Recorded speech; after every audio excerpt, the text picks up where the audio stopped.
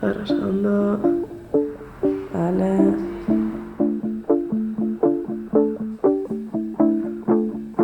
Eso es. Privilegiatu batzuk dira eta bakarrik emakumeak izateagaitik ja leku bat merezi dute. Eta nik uste dut, dala, ez parkatu, beti merezi izen dugu leku bat, baina ez dozkuzue itzi, ze zuek gure dozue egon, hor, leku guztiak okupatzen. Elorrion ez dut uste emakume sortzaileek ikusgarritasun nahikoa daukatenik, baina ez dut uste daukatenik ez Elorrion, ez Euskal Herrian, ez munduan. Orduan, munduan bezala, hemen ere ez. Nahikoa da, ez. Hasi gara horretan? Bai, hasi gara horretan, eta hau ere izan daiteke horretako beste urrats bat, baina oraindik bide handia dago egiteko, eta adibidez begiratzen baldin badugu Elorrioko kale izendegia, edo begiratzen baldin badugu eraikinen izendegiak eta beste, esaidazue zenbat ateratzen dira. Porque evidentemente son olvidos queriendo. Porque hubo mujeres que o porque eran hijas, o porque eran mujeres, o simplemente porque no podías atender, no podías ir a una academia. Y cuadros que han pintado estas mujeres, se quitaba la firma, firmaban los hombres. Entonces es muy fuerte. Baina niri asko motibetuz eta asko guztieten gauza bada, nik emoteko dekodan horrek leiuek zabaltzen jarraitzi, ezta? Eta beste baten nire buruen pentsetan hasidan horrek, hasi batetik landara horretatikia baso bat, eta bertsolarizek oso buru argizek diet, orduan, zu pentsatuzu, eta derrepente gauza marabilloso bat egiten da, hori oso pozgarria. Zer eman dit feminismoak, egote bat, egon ahal izatea, ez? Eta batzetan esatea, ezken niri hau gustatzen zait, niri adibidez plaza lanak asko gustatzen zaizkit. Uste dut plaza okupatu behar dugulako, beti ukatu zaigulako, gustatzen zaidalako eta eskubidea dekot esateko bai gustatzen zaidala. Eta hori hainbatetan, batez ere gazteagoa nintzenean, enuen esaten hain ozen. Es cierto que el mundo de la fotografía está dominada por los hombres. La fotografía no tiene muchos años, 200, 300 años. ¿Quién sacaba antes fotografías? Pues los hombres, los que tenían tiempo libre. Las mujeres estaban a otros menesteres. Entonces es importante dar espacio a las mujeres en la fotografía, porque la fotografía no es solo darle al botón. La fotografía es una mirada, y si dejamos que el mundo se vea desde la mirada masculina, pues yo creo que nos perdemos la otra mitad de la historia.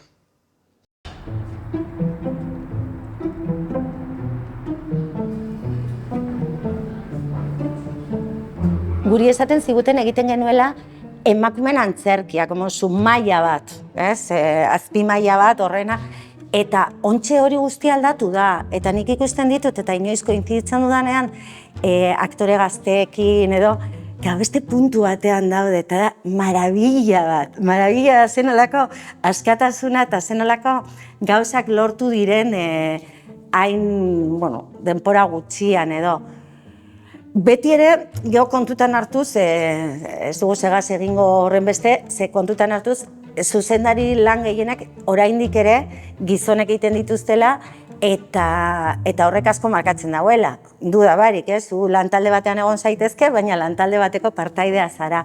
Izan ere normalean lantaldetan gitxiengoa gara, emakumeak. Oindala gitxi irakurri detzat Mai Ane Txoperenari, Ipar Euskal Herriko Xilaba Bertso Txapelketa irabazi berritan, nola emakumeoi asko kostatzen zaigun baita, ez soilik holtzara igotzea, iruzurgilaren sindrometik, baita irabazteragoa zela esatea, ezta? Eta hori euskal kulturaren espazioarekin ustot lotuta dagoela baita ere, sormenera dedikatu nahi baldin bazara edo zer egin nahi baduzu hor, agertuko da oso argi gorritan eta letra larriz eta ahots altuan iruzurgilaren sindromea, agertuko da nola aterako zara plazara, zerbait esatera, irabaztera edo dana halakoa, eta beraz da milagro txiki bat, edo zein emakume, jesartzea horri zuri baten aurrean idazten eta ateratzea jendartera zerbait esatera, edo zein emakume ipintea bere musika sortzen, edo zein emakume elkartzea beste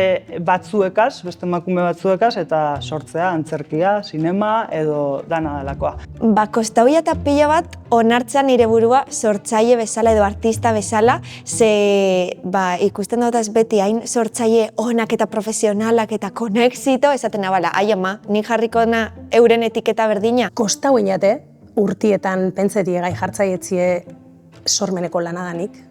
Eta uste apur bat bertsozale elkartien eta bestelako mugimenduetan etorri dela aitortza bat. Uste feminismuek berak bai bertsolaritzan euki dauen injerrak ekarri dauela bai aitortza hori. Azkenien nik askotan esatenan, zenbat bider sentidudan azafatien sentsazio hori, eta bada neurri baten laguntzeko basara agentzia, baiko oso agentziarik, baina laguntzeko zauz zuzentzeko bai, baina zuet zara bere horretan improvisetan da bilena. Improvisetan da bilena bertsolari da, eta nik uste hori argi dauela. Eta askotan, zure buru ikuste zen du, zu egon zeinez, ezta? Orduan, iruditzen jata, denporiegaz eta joan zela nire burue sortzaietzat, ez dakit ondino berba hondiz egilitziatez, baina apuratu ulertzen, zuk egiten duzun jardunek badekola ekarpen bat, eta zuk egiten duzun moduek eragiten dauela, ez? Eta hori badala sorkuntza eta kultur sorkuntza horren parte. Zergatik jarraitzen duzu kultura mundu honetan hain zorrotza bada edo hain prekarioa bada, eta hori guztia kontutan hartuta, eta momentu batzuetan pentsatzen dut, ez dakit beste zer egiten. Eta beste momentu askotan esaten dut, interesatzen zaite ertzetako historioa kontatzea, ez? La mujer en algunas ocasiones no existía como pintora. Y te estoy hablando ya de los tiempos del siglo XV, del XVI, de esos siglos, que sí que había mujeres artistas, pero no existían, no aparecían en el libro de historia del arte. Siempre ha habido mucha diferencia. En cuanto a exposiciones, por ejemplo, en museos, tú vas a un museo para que encuentres, y últimamente hay más, para que encuentres una obra de una mujer, aunque esa mujer hay unas cuantas que verdaderamente sí que han tenido un nombre, ¿no? Pero nada que ver con el hombre artista, nada que ver. En cuanto a exposiciones, en cuanto a venta de arte, mucho menos, mucho menos. Euskal Herriko kultura adierazpide diferentetan, literaturan, musikan, bertsolaritzan eta beste, emakumeen genealogian pentsatzen badugu, esango neuke disiplina guztietan egoera ez dela bardina. Adibidez, bertsolaritzan, azken urtietan lan handia egin da, eta bai uste dut genealogia hori argi dagoela edo horretan lanian dabiltzala, kolektiboki, disiplina bezala, hori ikusten dugu, txapelketetan txapelanok ematen dauen ikusitza, segaitegia jorratzen diran, zirkuito lehiak horretatik kanpo egiten diran bestelako saiotan, eta bai zuzendaritzetan eta beste.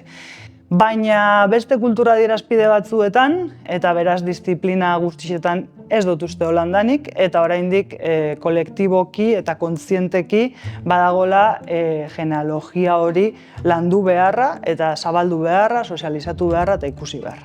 Errepente igual gai, ez dakit, domestiko hauek moduen plantetan duzenien, harremanetako gaizek plantetan duzenien, bai sentidut, jente bat entzaba da, ze necesidadeko persona honek gai mota hoi pinteko, ezta? Ze interes deko honek. Imaginetan dalako bakotxak inoela inoen ibilbidie eta bakotxak dekozela, dekozan, aparte gusto personalak, gusto politikoa diela, baina bakoitza dekoz beran ere ikuntza mobidak, ez? Eta gero entzulien aldetik eta hori ez, jente askok igual, eta bertsogintzan orokorrien, igual beste sektore batzuetan baina ustot kultur arlo horretan asko humoriekin jarra hundizedeko, eta jente askotan joaten da plazara ondo pasetan, da gure da bena da, ondo paso, eta gaina barrein benetan barre, eskuen da, tripatik barre, eta klar, tripate barrein gure bozu, tripatik urtetako zuri barre hori, zugan ailegau biot, eta zu nun zauz, eta nun nauni. Hay una mujer de Bellas Artes, pero estuvo también dando clases de historia, se movió bastante, ¿no? Y hacía performance sobre historia del arte. Hay un libro, es Historia de Gombrich, escrito por Gombrich, ¿no? O sea, historia del arte, pero empieza desde el romano, griego, o sea, tiempos atrás. Evidentemente, entonces no se conocían los autores de las obras, se conocen las obras, ¿no? Pero ya cuando empezamos, el 12, 13, siglo XIII, XIV, que ya empiezan a conocerse autores, ¿no? Se escribió este libro en el que aparecen todas estas personas, hombres, es un tocho de 700 páginas, así, muy interesante. Esta mujer, María Jimeno, hace eso, hace una performance, se sienta, se pone en una mesa, sale con un cuchillo y afilándolo así, un cuchillo así de grande, y el libro delante. Y entonces lo que va haciendo es, en la época donde ella sabe que en ese momento sí hubo mujeres artistas, con el cuchillo, está muy bien, además lo podéis ver, está en internet, se llama Queridas Viejas. Abre el libro por el año más o menos en el que ella considera que está esta otra mujer que no se ha tenido en cuenta, con una hoja, aparte, corta así y mete la hoja. Y va haciendo eso durante todo el libro. Y va metiendo mujeres que efectivamente tuvieron trabajaron mucho y muy bien, y va metiendo en todo el libro. Entonces, a mí eso, hace años que lo vi, pero cuando ayer estuve mirando yo, me acordé de ella y sí, lo tenía guardado esto.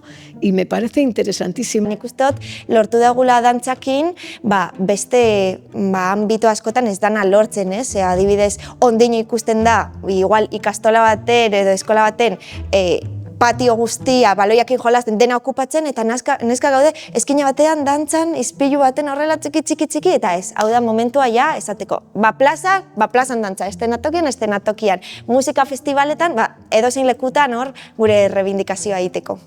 Periferiako eta landaren muetako sortzaileak lekua izateko, herrietan badagola zer egin, eta agertzen ari dela gainera, hiriaz harago ere, egiteko eta goteko aukerak badauzela.